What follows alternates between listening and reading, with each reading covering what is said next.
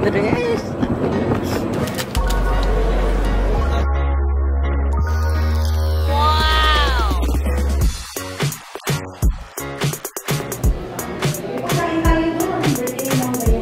So, nakakaloka din yung flight. Ano, parang wala talagang lobo. Kapalitan ko kaya ito.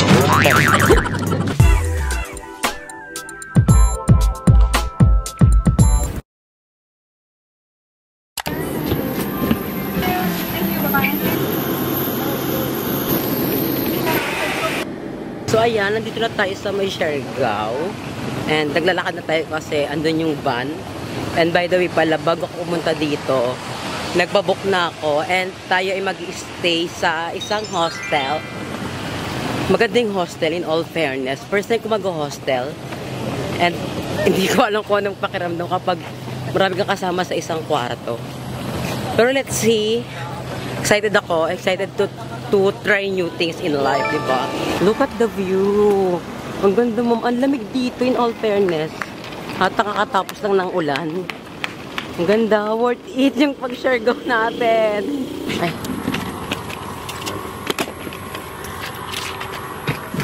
Thank you, sir. Ay, kinit. Oh, eh. Last night it was different. It was you and I and faded television. I'm not in love with you, But if I was, here's what I'd do. Here's what I do.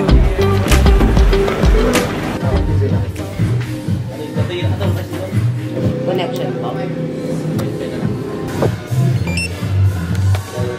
Sorry po sa delay. Nakaka-stress. Nag-lock yung account ko.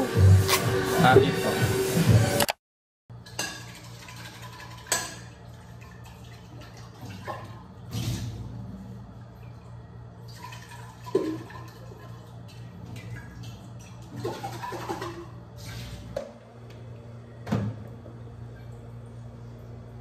So, kumukuha tayo ng water.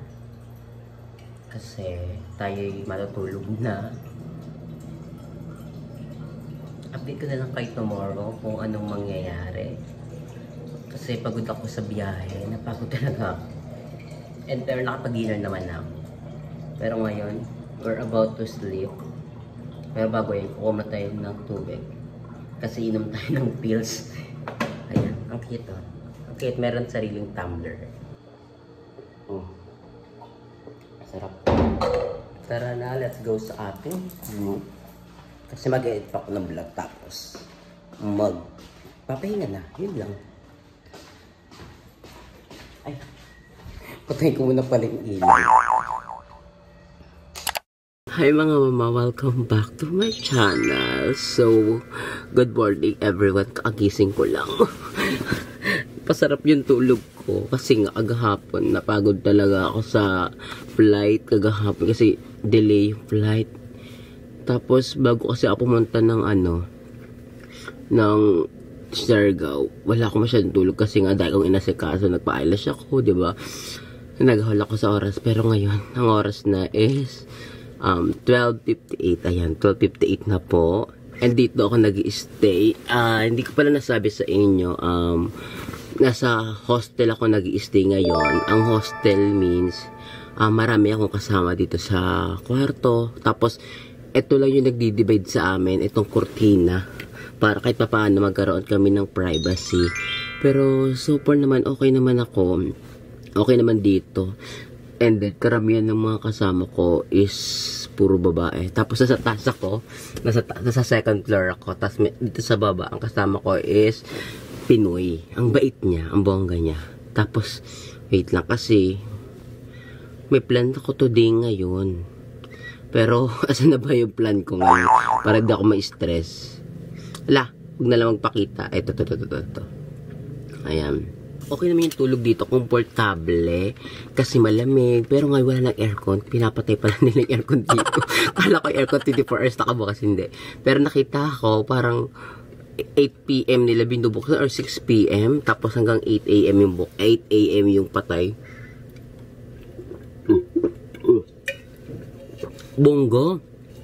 Yung tubig na nilagay ko kagabi, malamig pa rin hanggang ngayon. Wow! So, perfect din pala may ganito. And nakakatawa kasi may ganito sila, oh. Basta sa mga next vlogs ko, i-hostel tour ko kayo. Kasi gusto ko ipakita sa inyo kung saan ba ako nag-i-stay. Kasi nga, worth it din dito. Pero meron din siyang pros and cons. Pero sa vlog na lang natin yan pa nag-hostel tour tayo. Pero so far, natutuwa ako kasi may bagento sila. Malamig yung tubig pa rin. Hindi pa ako nakapag-breakfast. So, gusto ko munang mag-breakfast ngayon. And then, update ko kayo later.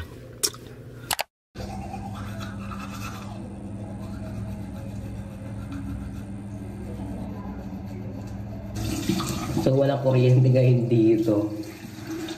Naka-generator lang ata sila dito. Not sure. Pero walang kuryente. Kagabi rin pala, habang inaasikaso ko yung gamit ko, biglang nauna ng kuryente. Ang dilim ko, hindi pwede. Hindi pwede mag-hintay dito Tapos, after mga 10 seconds, bumalik din naman agad. So, gagugbash lang ako. Wag kumain breakfast kasi kaya naman. Kagabi kasi hindi ako nakahigo kasi napagod ako sa biyahe. Hindi ko lang kaya katawan ko. Pero ngayon, full energy na tayo. Ang saya dito. Kanina, nag-bathroom ako. May babaeng nakaiwan ng headset niya. Tapos, kasi dito, basta, next vlog ko na sasabihin niya. Nakalimutan niya yung headset niya. Tapos sabi ko, alam ko sa kanya kasi bago ako mag-CR, siya huling pumasok. Tapos sabi ko, is that your headset in the bathroom?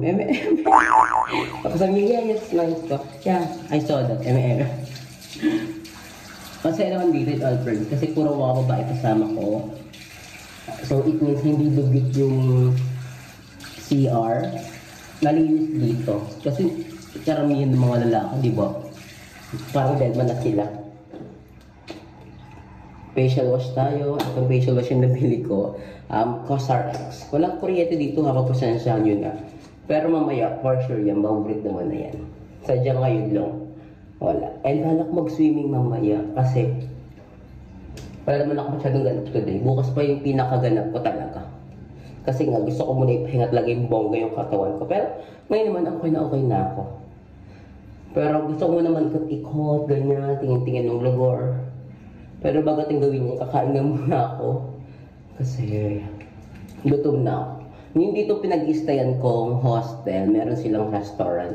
So dito sa restaurant nila, kakain. And alam mo, marami akong chika about dito. Pero gusto ko sabihin yan sa hostel tour natin. Kapag nag-hostel tour tayo.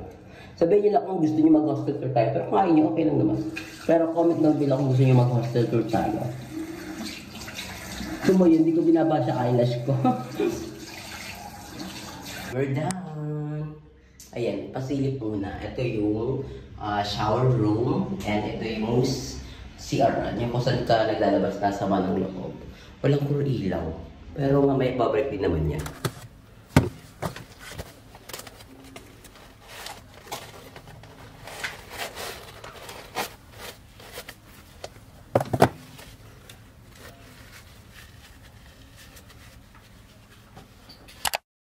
We fell in love in Brooklyn.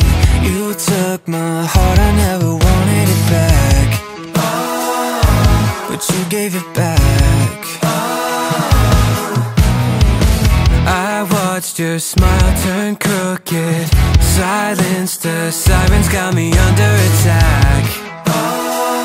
Why'd you do me like that?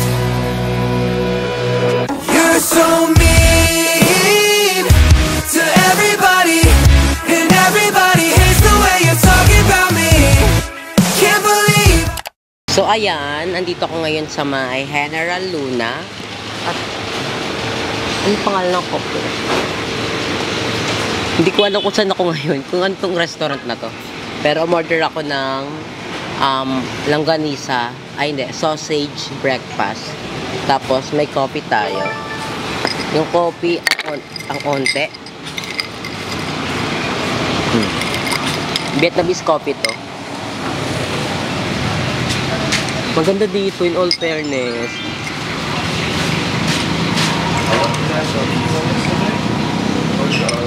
Ubus ko na agad. Order pa ako isa.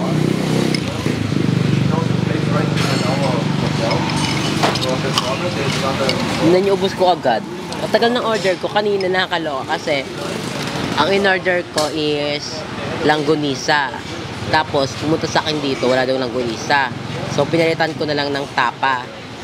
Maya-maya, walang tapa daw. Tapos ngayon, ang in-order ko na lang is sausage. Tingnan natin. Ay, Hungarian pala sausage. Hungarian. So, let's see kung meron. Pero mukhang meron naman kasi ang tagal, hindi na ako tinanong. Maganda dito. This is my second day. Actually, parang first day ko pa lang kasi agahapon, gabi na ako nakapunta dito sa Siargao.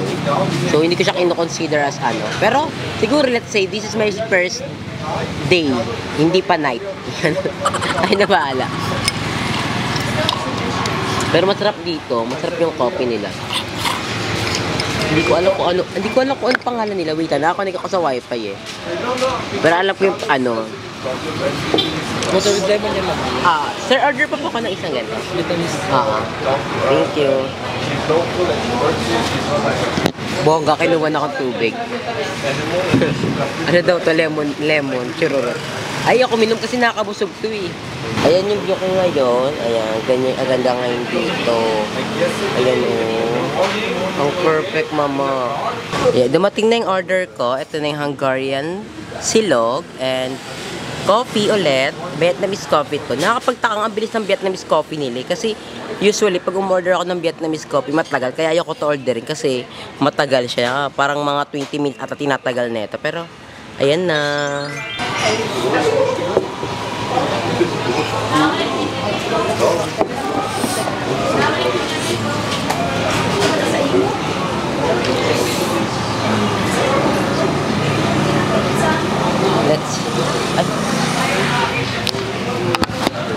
Let's eat. Ayan, I'm super excited. First meal ko to. Parang natamad tuloy ako kumain kasi nakapagkape ako. Pag nagkape pa naman ako, parang the whole day kaya ako hindi kumain na. Pero wait lang, kailangan ko ng ketchup. Hindi pwedeng walang ketchup to.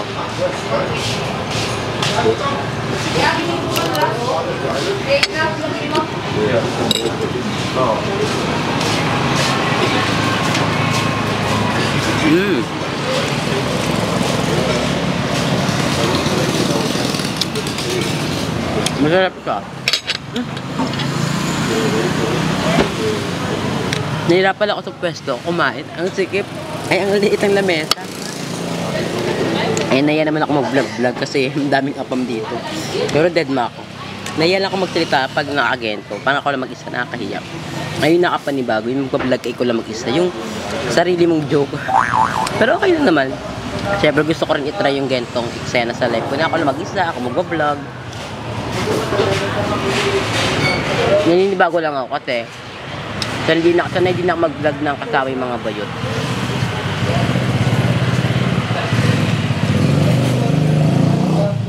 Sarap. Pero yung ito yung ketchup.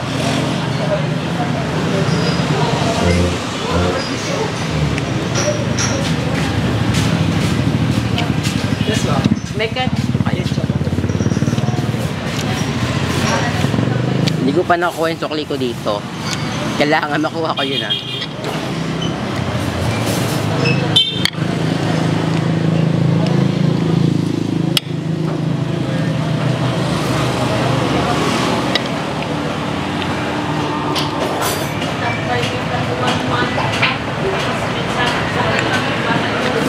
Dito sa General Luna, maganda dito pag gabi, maganda. Kasi ang gabi dito ako kumain ng dinner. Bali di ako napag-vlog kasi nga napagod ako. Thank you po.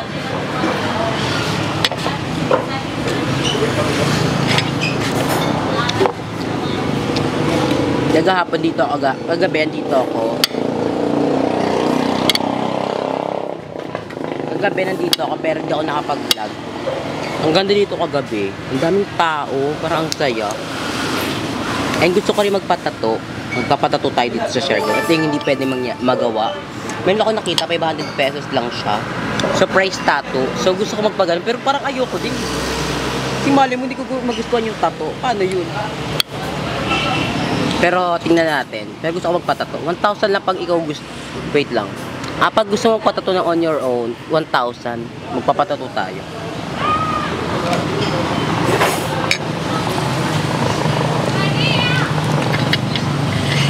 So, update lang. Busog na ako. Grabe, hindi ko mabus yung pagkain ko kasi nagkape ako. Parang nanghihinayo ako sa pagkain kasi pagkano rin to, parang nasa 150 siya. Diba? Kasi isipin mo, babalik na, kakain na naman ako. Parang gusto ko siya i-take out kaso parang nakaka-i-take out, nabawas-bawas na siya. So, ganyan na yung tsura niya. I-take out ko pa ba yan? Diba? Parang nakakahiya naman na. Pero update ko kayo mamaya. Pero by the way pala, hindi ako kumain sa pinag-i-stayan ko. Bumiyahe pa ako dito sa General Luna kasi yung pinag-i-stayan ko pala, yung binibenta nilang mga food doon is more on Indian food. Wala silang mga tapsilog, mga silog, wala. Kasi Indian food lahat daw. Eh di man ako kumakain ng mga Indian food.